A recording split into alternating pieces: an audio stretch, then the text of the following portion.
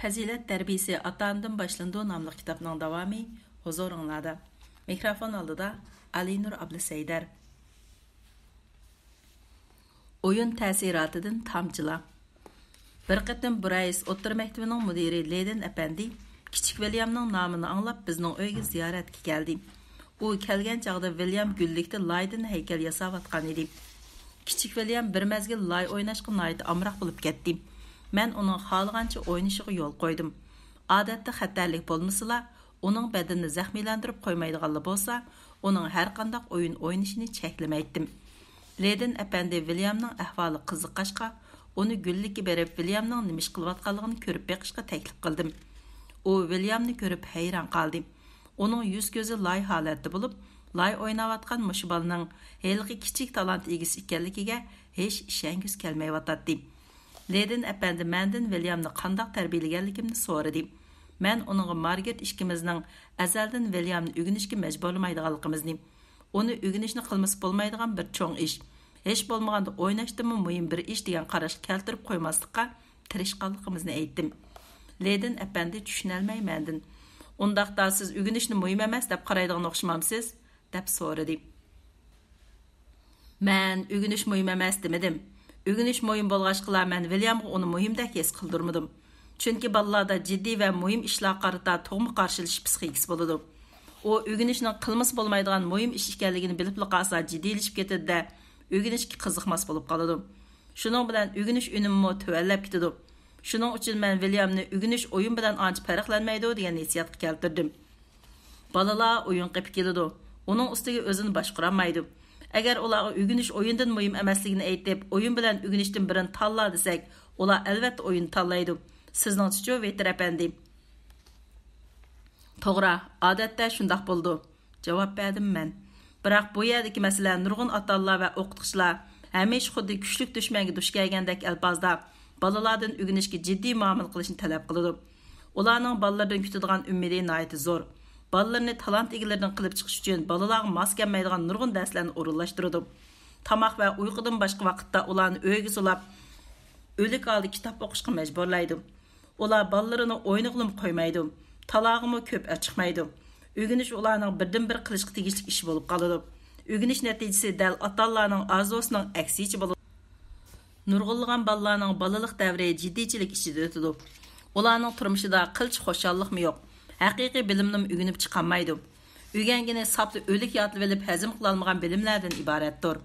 Bolalarni bunday usulda tarbiyalaganda ular o'rganish bilan o'yinni butunlay o'xshashmaydigan ikki ish deb taniydigan bo'ladi.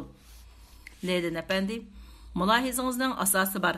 Acaba o'rganish bilan o'yin ayrim ish emasmi? deb so'radi. Balkim farqi bordir.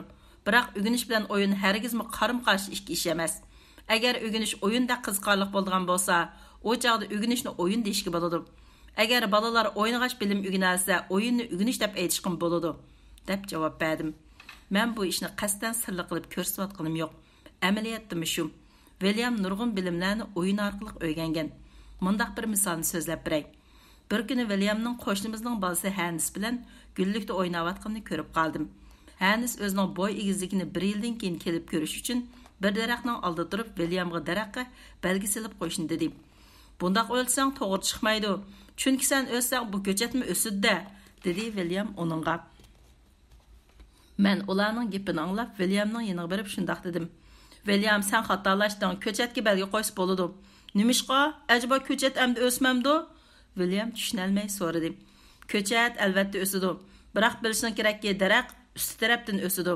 Daraxt qo'lining ostdan qismi o'smaydi. Faqat yil halqasining ko'payishiga erishib to'mlashib boradi. Yil halqasi degan nima? Ikki bola tangli so'radi. Shuning bilan men ularga yil halqasining nimaligi, uning qanday shakllanganligi, yil halqasidan tortib 4 faslning o'zgarishigacha hammani so'zlab berdim. Ikki bola intayin qiziqib angladi. Bilib bilmayla botanika, geologiya va havo rayiga oid birmuncha bilimlarni o'rganib oldim.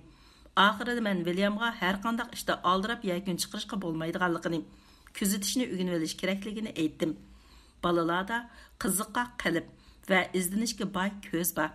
Shunga biz ularning mush ortiqchiliklaridan foydalanib, ularni notanish dunyo to'g'risida izlanishga yetaklashimiz kerak. Kichik William daraxt yo'pirmag'i nimishqa to'kiladi, Tomuzga nimishqa qasroq tashlaydi, odamga qanot bekisi ucha olamdi degandek tugumas savollarni so'raydi. Odatda men uning bundoq savollariga darhol javob bermaydim.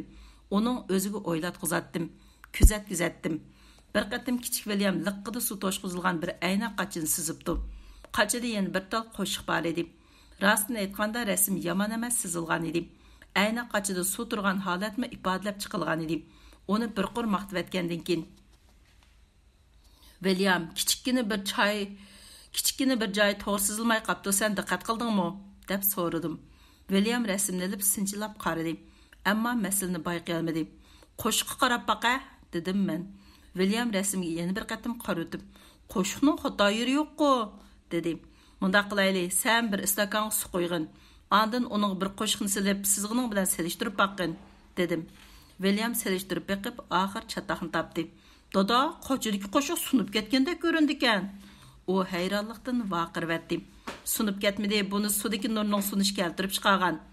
Mush kichikkina ishdan William nurga oid bir qism bilimlarni o'rganib oldi. Williamning bilimlari mana shunday kichik ishlarning oz-ozdan jug'linishidan shakllangan.